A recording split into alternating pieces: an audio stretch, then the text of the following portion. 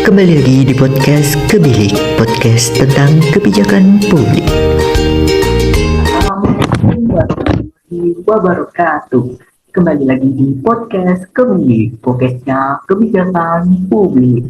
Oke, pada kali ini saya akan membahas tentang analisis policy brief yang kami rancang, yaitu tentang memperkuatkan UMKM di Indonesia dalam menghadapi resesi ekonomi global.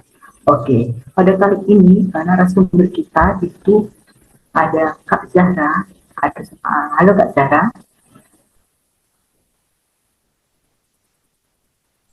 Halo, Oh, boleh memperkenalkan diri Kak Zahra? oke.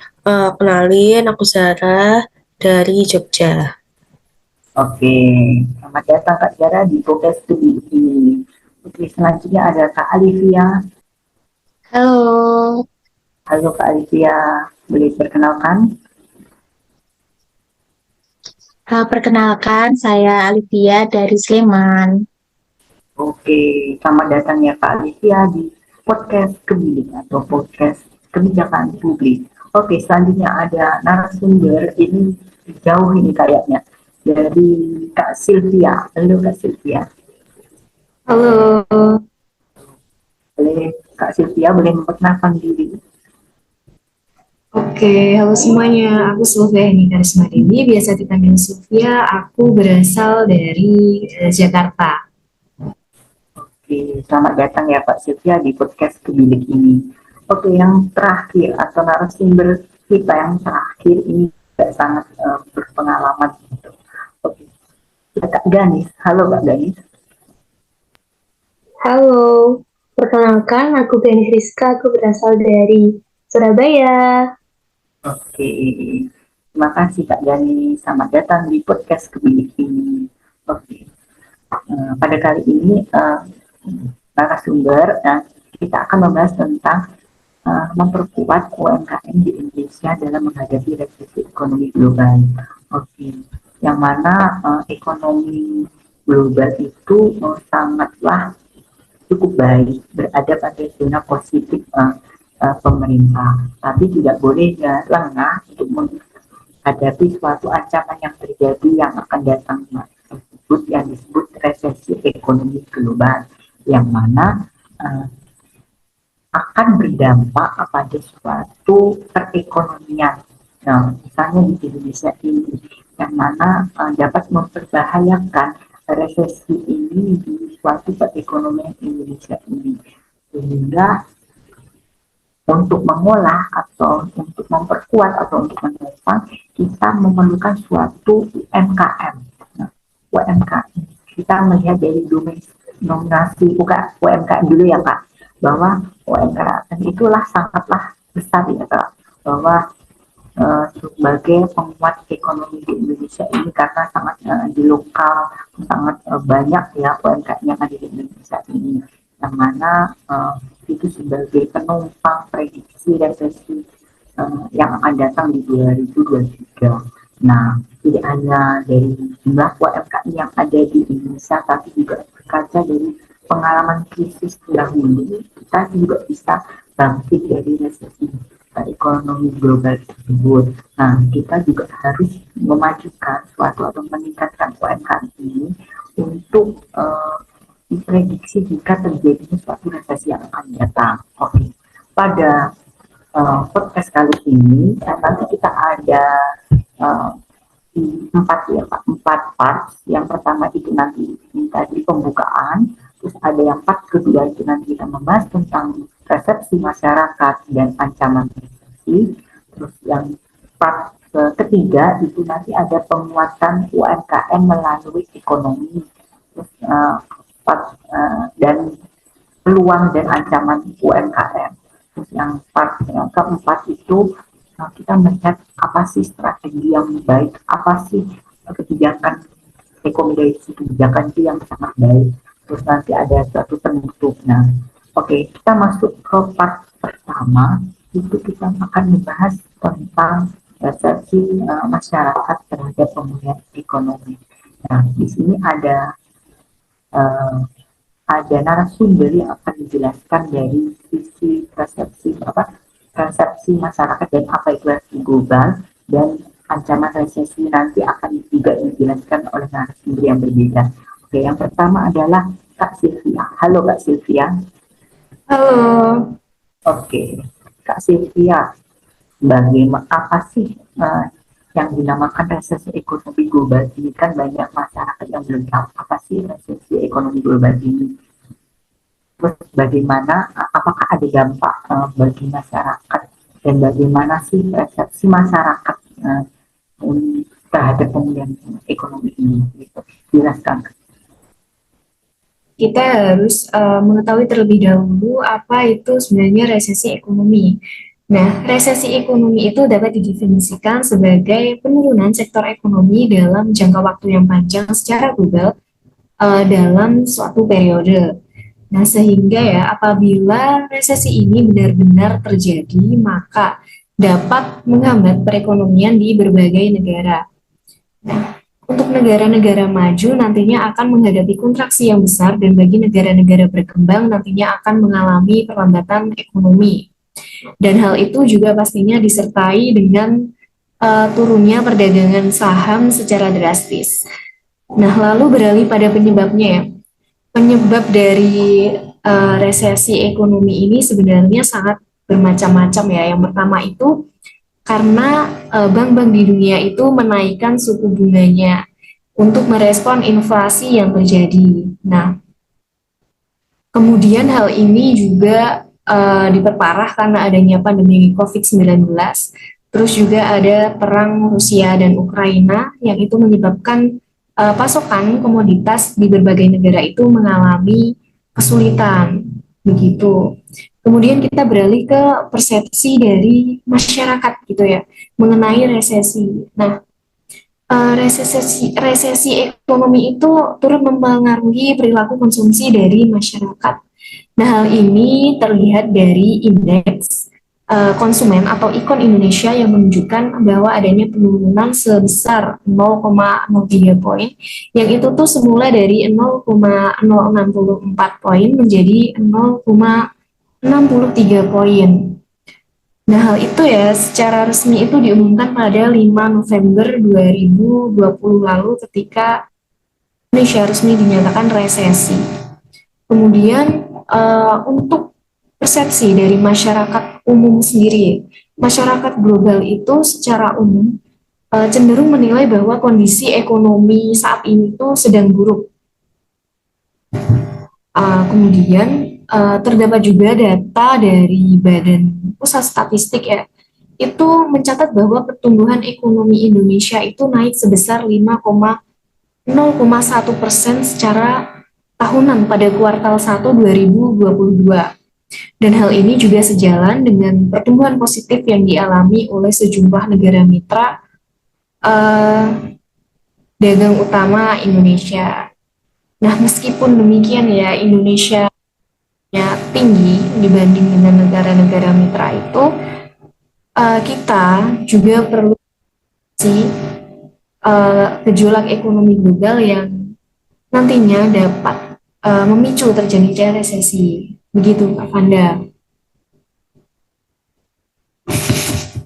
Oke, Kak Sylvia. Jadi itu tadi ya, bahwa resesi global itu sebuah penurunan sektor ekonomi dalam jangka waktu panjang secara global atau periode, dan ada resesi masyarakat ekonomi global pada ekonomi saat ini dikatakan sangat buruk bilangnya. Oke. Karena ada faktor ya Pak yang menyatakan bahwa dulu, tapi juga diberikan Indonesia ini yang mana tadi ada data suatu pertumbuhan ekonomi Indonesia dengan negara mitra dagang utama di kuartal pertama itu naik berapa lagi Kak? 5,1 ya Pak kalau nggak salah. Oke, itu tadi ya. Nah, oke, selanjutnya kita masuk ke ancaman resesi. Nah, pasti ada suatu ancaman yang sangat bahaya. Jadi, bagaimana sih kita melihat resesi itu kan sangatlah bahaya bagi suatu perekonomian. Nah, ini ini nanti ancaman apa aja sih yang menganggap resesi ekonomi ini sebagai bahaya bagi perekonomian. Nah, di sini nanti saya akan dibantu menjelaskan oleh saudara Gani. Halo, Kak Gani. Halo Kak Panda. Oke. Sehat ya Kak Gani. Bagaimana ancaman sih resesi global ini? Bisa dijelaskan dari beberapa indikator yang ada. Saya akan menjelaskan mengenai ancaman resesi ekonomi global yang diprediksi akan terjadi di tahun 2023. Di sini saya akan memaparkan mengenai 3 sudut pandang. Yang pertama dari sudut pandang indikator ekonomi sosial, yang kedua perusahaan yang riskan, dan yang terakhir adalah negara yang paling berdampak dan yang paling survive. Untuk yang pertama, saya akan menjelaskan mengenai indikator ekonomi sosial yang menunjukkan resesi global. Di negara Indonesia sendiri, negara kita, itu mengalami tekanan ekonomi dalam beberapa bulan ke depan akibat resesi ekonomi global ini. Ada 3 indikator ekonomi sosial yang menunjukkan akan terjadi resesi global. Yang pertama, situasi perekonomian itu tidak pasti karena pertumbuhan PDB atau produk domestik bruto itu mengalami penurunan. Terus yang kedua, terjadi perlambatan perdagangan dari dalam negeri ke luar negeri atau kegiatan ekspor. Dan yang terakhir, harga komoditas itu mengalami penurunan. Seperti harga minyak sawit itu mengalami turun pada bulan Juni lalu sebesar 11,37%. Yang kedua, saya akan menjelaskan mengenai ancaman resesi ekonomi global yang akan berdampak pada perusahaan yang riskan. Jadi, itu disebabkan karena valuasi perusahaan rintisan tersebut bisa terpangkas. Jadi, terdapat beberapa perusahaan yang riskan itu seperti Shopee, Lumo, Turning Hook, Link Aja, Mamikos, dan JDID. Dan yang terakhir, ancaman resesi ini juga akan berdampak pada negara-negara yang terutama itu ada di negara-negara Eropa dan di negara Cina. Di negara benua Eropa sendiri, saya di sini mengambil dari negara Jerman dan negara Inggris. Nah, di negara Jerman itu tuh sejak pada tahun 2022,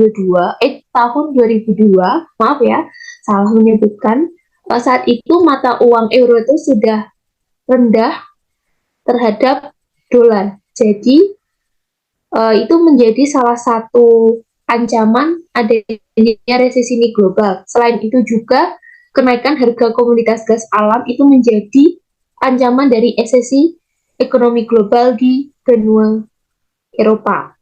Terus untuk negara Inggris ini juga terdapat di negara Eropa itu mengalami inflasi atau kenaikan harga barang dan kenaikan suku bunga di Bank Sentral Inggris selama periode 2022 ini. Selain itu, di negara Cina, sebagai output ekonomi kawasan dari 23 negara, terdapat peningkatan sebesar 2,8% di tahun ini. Angka ini jauh lebih rendah dari perkiraan sebelumnya sebesar 5,0% ekonomi di negara Cina dalam beberapa bulan terakhir. Sehingga itu berakibat mengalami penurunan di bidang industri, penjualan domestik, dan kegiatan ekspor. Oleh karena itu, dampak resesi yang diperkirakan di tahun 2023 akan terjadi di negara Cina. Sekian pemaparan dari saya. Terima kasih. Jadi tadi ancamannya dari ada 3 indikator ya tadi Kak.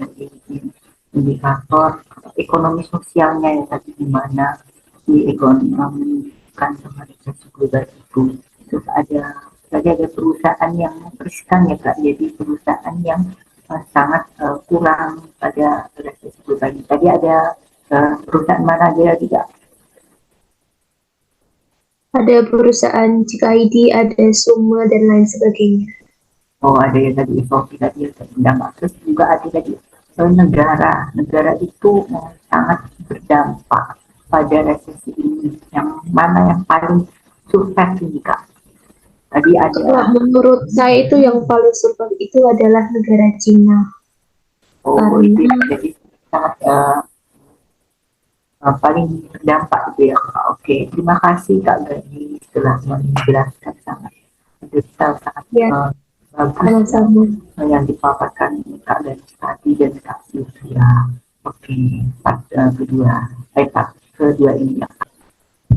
Oke, kita lanjut materi yang lain bahwa resesi global itu juga sangat mengancam dan sangat berdampak pada ekonomi global. Nah, untuk itu sangatlah kita untuk mencari apa sih untuk memulihkan. Nah, itu kita akan memuatkan dengan suatu UMKM. Nah, di sini nanti part 3 ini nanti akan kita bahas oleh dua narasumber yaitu Kak Zahra dan Kak Alivia. Nah, yang pertama itu kita akan menjelaskan tentang penguat UMKM melalui ekonomi. Nah, ini akan dijelaskan oleh Kak Alivia. Halo Kak Alivia. Halo. Oke. Baik dari Jadi ya, Kak, saya akan menjelaskan bagaimana dari sih menguat UMKM ini melalui ekonomi? Gak apa-apa Kak, langsung aja. Baik, dari indikator yang pertama yaitu UMKM yang paling berkembang. UMKM merupakan salah satu usaha yang paling banyak digeluti masyarakat. Ada begitu banyak jenis UMKM yang ada di Indonesia, baik itu dalam bentuk usaha mikro, kecil, dan juga usaha menengah. Contoh dari UMKM yang ada di Indonesia seperti koperasi, laundry, tukang cukur, warung makan, tempat tambal ban, dan lain-lain. Di antara itu semua, menurut Yayan Nuryana tahun 2021, UMKM yang paling laris dan diminati saat ini adalah jenis usaha kuliner. Entah itu kuliner makanan atau minuman. Nah, sekarang ini banyak tren-tren minuman yang lagi digandrungi. Usaha-usaha kafe banyak bermunculan hampir di setiap kota atau kabupaten yang ada di Indonesia. Mereka tidak hanya menjual minuman seperti kopi, susu, dan teh, tetapi juga menjual tempatnya dengan fasilitas wifi dan suasana yang nyaman, serta harga yang bersahabat, dan tentu rasa yang enak membuat usaha ini laris manis saat ini. Untuk usaha makanan, banyak makanan setengah jadi atau frozen food yang mudah untuk dimasak. Di mana ketika pada masa pandemi datang, banyak restoran dan usaha rumah makan yang dilarang untuk dine-in. Jadi dibuatin inovasi untuk membuat frozen food. Tidak hanya pada masa pandemi saja usaha kuliner ini laris, tetapi kedepannya usaha ini akan terus ada, terus berkembang dan akan selalu ramai. Nah, menurut Yayan Nuryana tahun 2021, usaha berbasis kuliner ini akan terus ada karena bahan bakunya memadai. Tidak hanya itu, manusia pasti akan selalu berinovasi dan ingin terus maju dan menemukan hal yang baru, membuat usaha kuliner ini akan selalu berkembang setiap hari.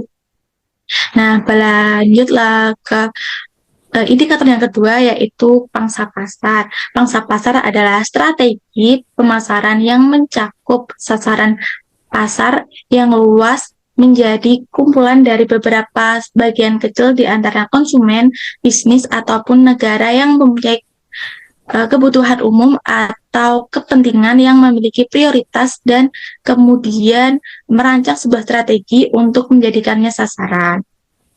Pangsa pasar dianggap sebagai indikator yang paling penting karena intisari dari daya saing adalah penguasaan pasar sehingga berpengaruh pada perkembangan UMKM. Pangsa pasar dibedakan menjadi dua, yaitu market share yang berfungsi untuk melihat kedudukan dan kemampuan perusahaan menguasai pasar, dan yang kedua ada relative market share yang berfungsi untuk perbandingan dari brand perusahaan terhadap pesaing terbesarnya. Nantinya akan dihasilkan relative market share akan menjelaskan secara nyata kemampuan kompetisi yang dapat menyaingi pesaing terbesarnya. Dan indikator yang ketiga yaitu ada kontribusi UMKM ke PBD. Nah, UMKM memiliki peran yang sangat penting terhadap perekonomian Indonesia. Sumbangan UMKM terhadap PBD Indonesia terus meningkat setiap tahunnya. Berdasarkan data Kementerian dan UMKM, jumlah UMKM saat ini sudah mencapai 46,19 juta dan memiliki kontribusi yang tinggi terhadap PBD Indonesia yaitu sebesar 8.503 triliun atau 61,7% dari total PBD nasional pada tahun 2021. UMKM juga mampu menyerap tenaga kerja dalam jumlah yang besar yaitu 97% dari total tenaga kerja dan dapat menghimpun hingga 60,4% dari total investasi. Dari data tersebut terbukti bahwa Indonesia memiliki potensi yang besar dan kuat dalam basis ekonomi nasional. Jadi sangat menarik ya Kak bahwa UMKM itu akan membuat perekonomian di Indonesia. Tadi ada berapa? Ada 3 indikator ya Kak? Benar Kak, tadi ada 3. Oke, tadi yang pertama tentang UMKM yang paling berkembang, terus ada apa lagi Pak? Pangsa pasar ya. Terus dan ada kontribusi UMKM terhadap perekonomian Indonesia ini juga sangat baik. Oke, pasti terima kasih ya Kak Alicia atas penerangannya bahwa Iya, sama-sama. UMKM itu sangat itu apa ya menguat tentang perekonomian di Indonesia. Oke. Oke, selanjutnya itu pasti ada UMKM. Pasti nanti bagaimana sih pengolahannya? Pasti nanti ada tantangan, ada ancaman, atau ada peluang. Nah, ini kita juga akan kedatangan oleh narasumber yang akan membahas tentang bagaimana sih ancaman dan peluang UMKM ini. Halo Kak Zara. Halo. Oke, Kak Zara. Ya, menurut Kak Zara dulu sih, bagaimana yang pertama dulu kita bahas tentang ancaman. Bagaimana sih ancamannya UMKM ini? Apakah ada? Boleh dijelaskan Mbak? Oke, dari struktur perekonomiannya dulu ya. Nah, kalau di Indonesia sendiri, karena struktur perekonomiannya itu merupakan aspek makrosektoral di mana masuk ke dalam kategori dualisme yang hal tersebut dikarenakan sektor mata pencaharian utama penduduk Indonesia sendiri merupakan petani, tetapi penyumbang utama pendapatan negara berasal dari sektor industri. Di dalam tinjauan keuangan, struktur ekonomi negara Indonesia sekarang saat ini berada di dalam proses peralihan, yaitu dari aspek pedesaan ke aspek perkotaan. Untuk aspek penyelenggaraan kenegaraan, struktur ekonomi negara Indonesia yaitu struktur egaliter, yaitu di setiap stakeholder atau pelaku ekonomi memiliki peran yang sama dalam pelaksanaan perekonomian sesuai dengan kapasitas dan kemampuannya masing-masing. Lalu, menurut tinjauan aspek birokrasi pengambilan keputusan, negara Indonesia mengandung struktur ekonomi desentralis sesuai dengan peraturan pemerintah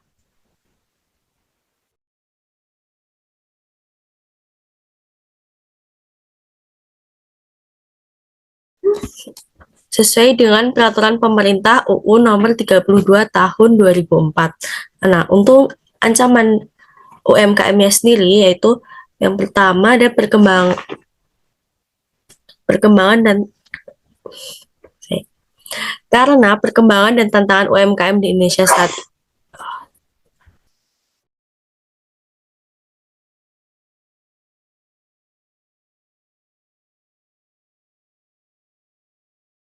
maaf. Karena perkembangan dan tantangan UMKM di Indonesia saat ini begitu pesat. Seiring dengan berkembangnya teknologi, tantangan yang dihadapi masyarakat juga kian meningkat, khususnya pada era pandemi saat ini. Visibilitas online dan review menjadi penentu pilihan dalam masyarakat, sehingga dalam era serba digital saat ini jarang banyak orang yang mulai mempelajari bagaimana menjalankan bisnis secara online. UMKM tentu menjadi salah satu peluang besar untuk menyerap tenaga kerja di setiap daerah. Proses ini tentu membantu terjadinya pemerataan dan pembangunan ekonomi di setiap daerah. Dengan demikian, tantangan UMKM ke depannya juga harus dapat diatasi bersama oleh seluruh stakeholder terkait berkaitan dengan inovasi dan juga teknologinya. Lalu juga literasi digital, produktivitas, legalitas atau perizinan, pembiayaan, branding dan juga pemasaran, sumber daya manusia, standarisasi dan sertifikasi, pemerataan pembinaan, pelatihan, dan fasilitasi, serta basis data tunggal. Perekonomian di Indonesia dinilai relatif tidak fleksibel dalam menghadapi tantangan resesi ekonomi global yang diproyeksikan jatuh pada tahun 2023. Tantangan yang dihadapi yaitu pertumbuhan ekonomi yang melambat. Berdasarkan perkiraan Bank Indonesia, pertumbuhan ekonomi global pada tahun 2023 mencapai 2,6%, melambat dari perkiraan 3% dari tahun ini. Tantangan yang kedua yaitu inflasi global yang tinggi, baik itu di negara maju ataupun negara berkembang, akibat gangguan rantai pasokan yang diperparah oleh perang antara Rusia dan Ukraina serta Amerika dan Cina. Tantangan ketiga yaitu tarif yang agresif di negara maju sebagai respon pengendalian inflasi yang tinggi, terutama di Amerika Serikat. Bank Indonesia sendiri memperkirakan suku bunga Amerika Serikat masih berpotensi naik menjadi 4,5% pada tahun 2022 dan 4,75% pada tahun 2023. Tantangan yang terakhir yaitu risiko yang timbul dari pendapat investor. Di tengah ketidakpastian yang tinggi, Perry mengatakan investor cenderung menarik dana dari negara berkembang dalam bentuk portofolio dan mengumpulkannya secara tunai. Tadi ancamannya Pak bahwa UMKM itu akhirnya itu sangat mempunyai peluang yang besar, tapi juga mempunyai tantangan. Tadi ada yang dapat ada inflasi global yang tinggi dari negara maju maupun negara berkembang akibat adanya gangguan rantai pasokan itu ya Pak. Terus tadi ada tantangan yang terakhir tadi pendapat investor, nah itu tadi juga ya pengaruh ya. Terus pasti UMKM ini juga sangat mempunyai peluang yang sangat besar. Nah itu apa sih peluangnya dan mengapa bisa dijadikan sebagai pemulihan ekonomi di Indonesia ini? Emang peluangnya itu bisa apa sih Kak?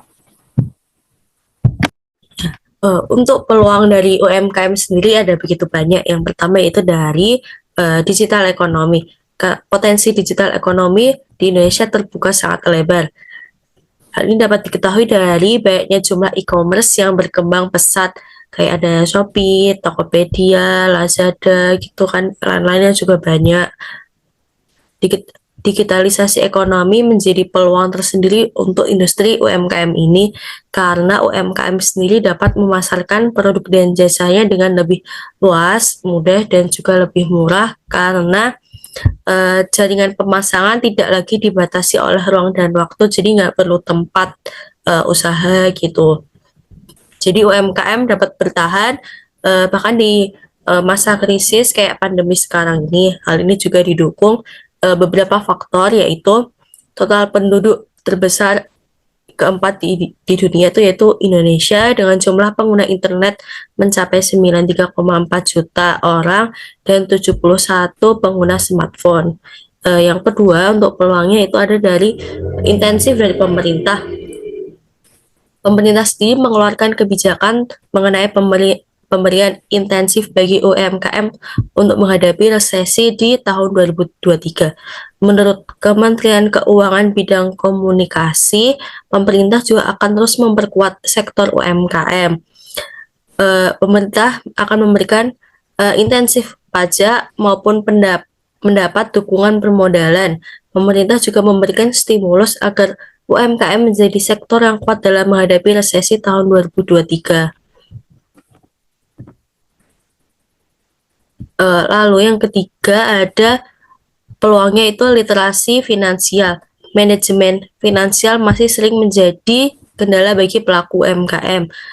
Padahal manajemen finansial itu sangat penting bagi UMKM karena pengelolaan finansial yang kurang baik akan berdampak pada pembukuan dan menjadikan pemasukan serta pengeluaran menjadi rancu.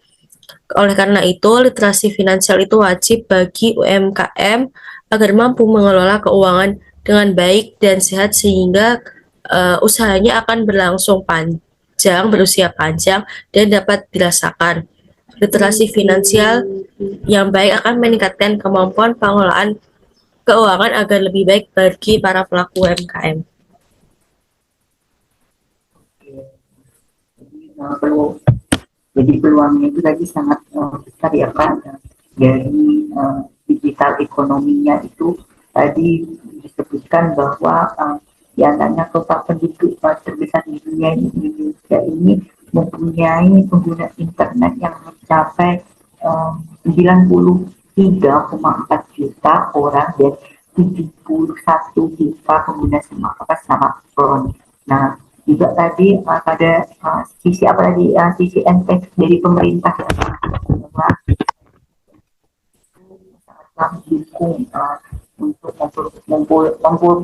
memulihkan ekonomi di Indonesia ini. Terus tadi ada literasi finansial. Nah, finansial ini juga sering menjadi suatu finansial yang baik saat ini UMKM itu dilakukan karena dengan pengolahan finansial yang baik akan berdampak juga pada hasilnya nanti ya Pak. Oke, terima kasih Kak Zahra dan Kak Alivia tadi yang telah menjelaskan bagaimana sih cara memperkuat UMKM ini dan apa sih saja dan tantangan yang akan dihadapi jika UMKM ini dijalankan. Oke, terima kasih Kak Zara dan Kak Alivia.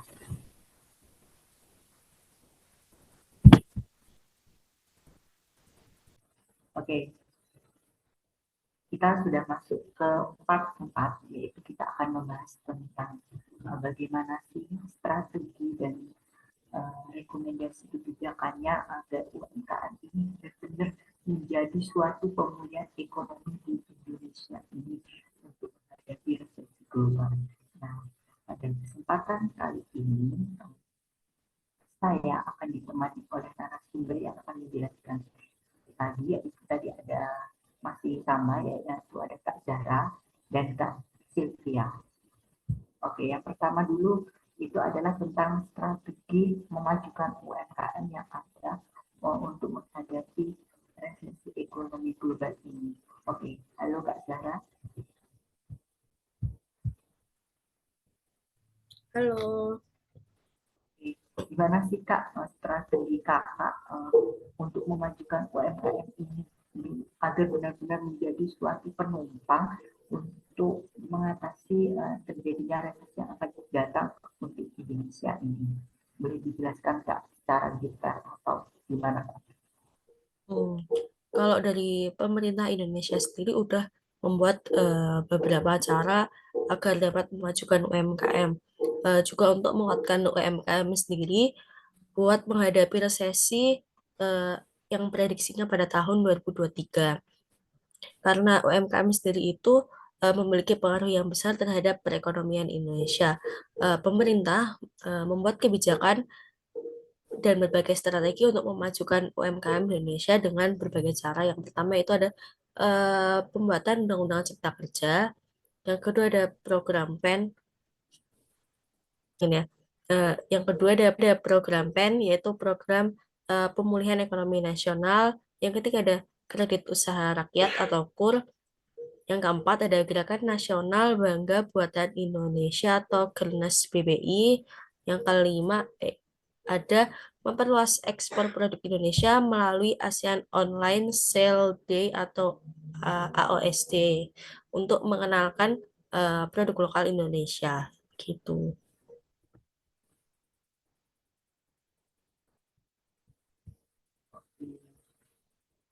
Jadi tadi ya Kak ada strateginya, tadi ada banyak ya Kak tentang yang pertama itu kita harus tentang undang-undang cipta kerjanya itu, bagaimana UMKM di Indonesia ini sangatlah banyak, dan bagaimana kita uh, harus ada suatu perizinan yang peraturan yang ada ya, jadi harus dipermudah biar harus ada program PEN tadi usaha rakyat itu juga sangat diperlukan itu sebagai modal ya untuk UMKM yang ada. Terus itu strategi pemerintah itu memajukan UMKM itu dengan suatu program tadi, ada KUR tadi untuk menyalurkan lembaganya Pak.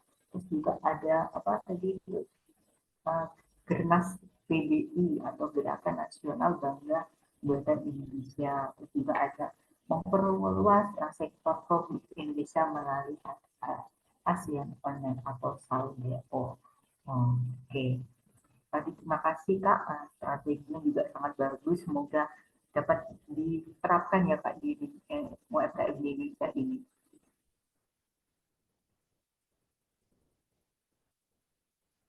Oke, terima kasih ya Kak Zara. Iya. Oke, selanjutnya yaitu kita melihat bagaimana sih pasti ada suatu rekomendasi kebijakan. Nah, ini yang kita sangat perlukan untuk kedepannya. Nah, ini akan ada narasumber yang sangat luar biasa sekali tentang rekomendasi kebijakan ini. Oke, halo Kak Sylvia.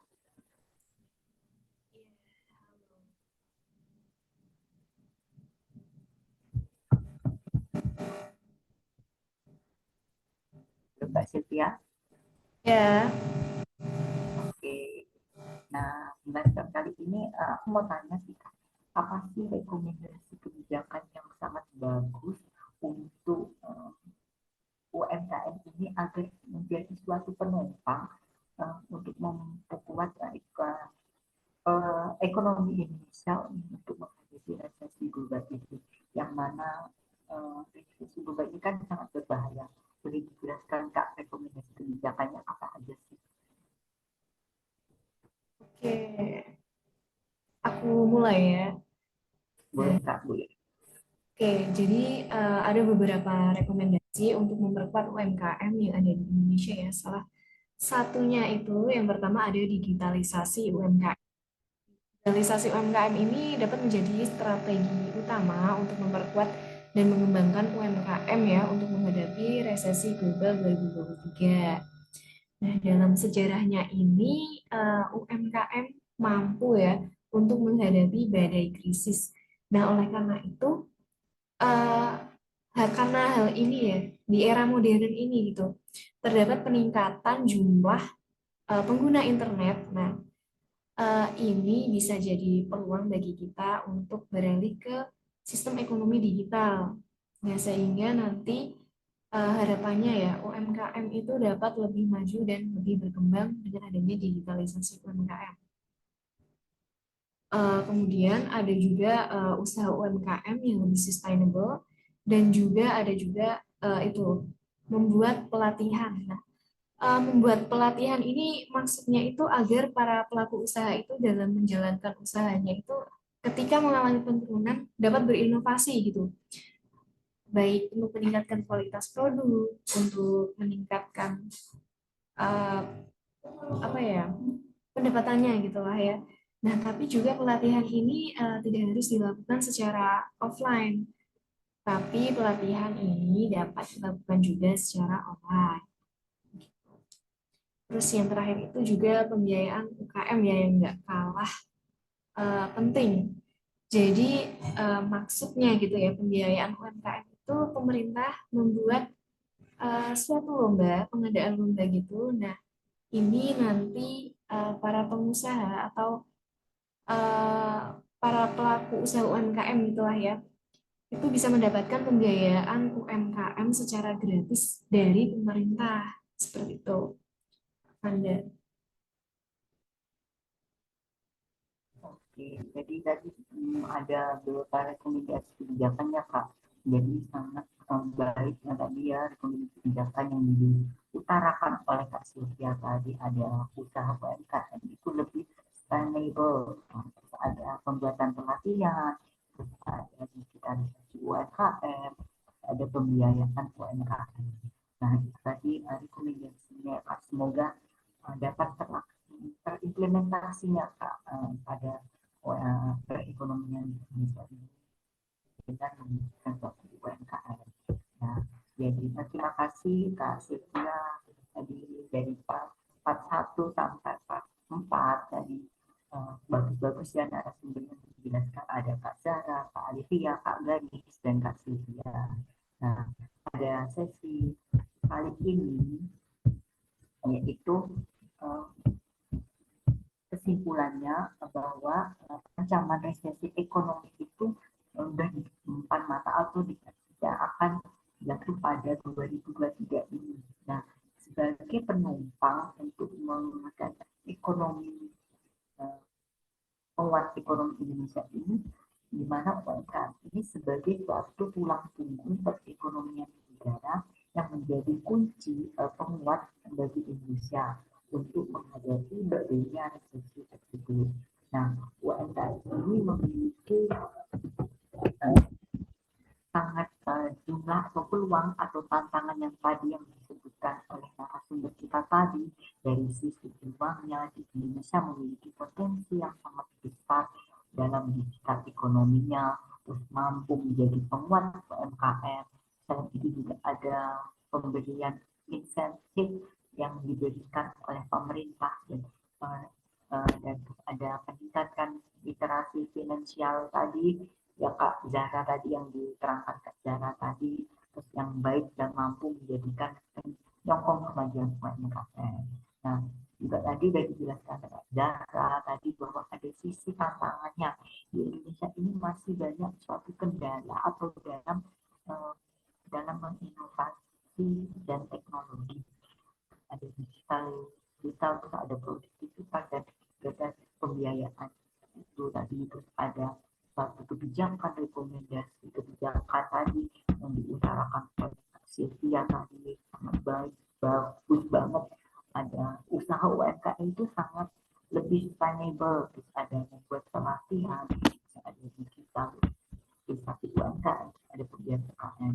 Nah, podcast kali ini itu ya teman-teman, bahwa kita sudah mengetahui bagaimana penjelasan kami bahwa UMKM itu sangatlah penting bagi perekonomian Indonesia ini sebagai penumpang resesi ekonomi global. Oke, sebelum saya tutup, saya akan menyapa dulu saudara narasumber kita. Halo Kak Zara.